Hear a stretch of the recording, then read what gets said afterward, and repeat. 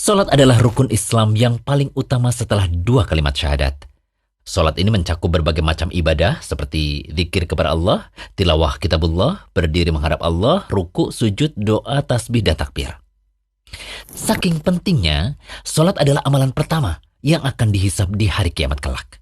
Dari sini saja kita telah mengetahui bahwa salat memiliki kedudukan yang agung di dalam Islam, dan tentu barang siapa yang mengerjakannya dengan ikhlas, ia akan mendapatkan keuntungan yang sangat besar. Salah satunya adalah dihapuskan dosa-dosanya. Allah Ta'ala berfirman, "Dan dirikanlah salat itu pada kedua tepi siang, yakni pagi dan petang, dan pada sebagian permulaan daripada malam. Sesungguhnya perbuatan-perbuatan yang baik itu menghapuskan dosa perbuatan-perbuatan yang buruk. Itulah peringatan bagi orang-orang yang ingat." Quran Surah Hud ayat 114. Ketika Allah menceritakan sifat-sifat orang yang bertakwa, Allah pun berfirman, "Apabila mereka mengerjakan perbuatan keji atau menganiaya diri sendiri, mereka ingat akan Allah, lalu memohon ampun terhadap dosa-dosa mereka." Quran Surah Ali Imran ayat 135. Ayat ini menunjukkan bahwa sifat orang yang bertakwa adalah terkadang terjerumus dalam dosa-dosa besar, atau fahisyah, dan juga dosa-dosa kecil, atau dzulmun nafs. Akan tetapi mereka tidak terus-menerus berbuat dosa. Bahkan mereka mengingat Allah setelah mereka terjerumus dalam dosa tersebut. Mereka pun memohon ampunan kepadanya dan bertobat. Maksud perbuatan-perbuatan yang baik dalam surah Hud ayat 114 tadi adalah sholat 5 waktu. Karena ayat ini dalam konteks membicarakan masalah sholat. Tafsiran ini adalah tafsiran dari Ibnu Mas'ud, Ibnu Abbas, Mujahid, dan mayoritas ulama. Sedangkan yang dimaksud dengan perbuatan-perbuatan yang buruk dalam ayat tersebut adalah dosa-dosa kecil dan bukan semua dosa. Tafsiran ini berdasarkan pada sabda Nabi SAW. Antara sholat yang 5 waktu, antara Jumat yang satu dengan Jumat berikutnya, antara Ramadan yang satu dan Ramadan berikutnya, di antara amalan-amalan tersebut akan diampuni dosa-dosa selama seseorang menjauhi dosa-dosa besar. Hadis riwayat Muslim. Bahkan dikuatkan pula dengan ayat dalam surah An-Nisa.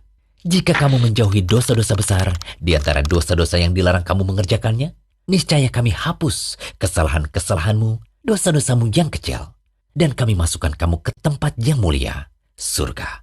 Quran Surah An-Nisa ayat 31.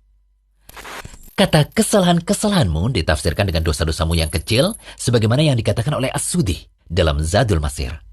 Dalam tafsir Al-Jalalain juga dikatakan bahwa yang dimaksudkan adalah dosa-dosa kecil dan dosa tersebut dihapus dengan ketaatan. Penjelasan yang kami paparkan tadi menunjukkan bahwa dosa-dosa kecil bisa terhapus dengan amalan ketaatan. Di antaranya adalah sholat wajib. Antara sholat subuh dan duhur, asar dan maghrib, maghrib dan isya, isya dan subuh, di dalamnya terdapat pengampunan dosa, yaitu dosa kecil dengan sebab melaksanakan sholat 5 waktu. Namun perlu diketahui bahwa dosa-dosa kecil ini bisa terhapus dengan amalan wajib apabila seseorang menjauhi dosa-dosa besar. Pendapat inilah yang dianut oleh mayoritas ulama salaf. Artinya, menjauhi dosa besar merupakan syarat agar dosa kecil itu bisa dihapus dengan amalan-amalan wajib. Jika dosa besar tidak dijauhi, maka dosa kecil tidak bisa terhapus dengan sekedar melakukan amalan wajib. Ibnu Mas'ud juga mengatakan hal semakna. Sholat 5 waktu menghapuskan setiap dosa di antara waktu-waktu tersebut, selama seseorang menjauhi dosa besar. Akhir kata, semoga Allah mengampuni setiap dosa kita dan memberi taufik untuk menjadi lebih baik dengan bertobat padanya, serta istiqomah mengerjakan sholat 5 waktu hingga ajal menjemput. Amin. Yuk klik tombol subscribe di bawah biar gak ketinggalan menyimak video bermanfaat dari Rumaiso TV.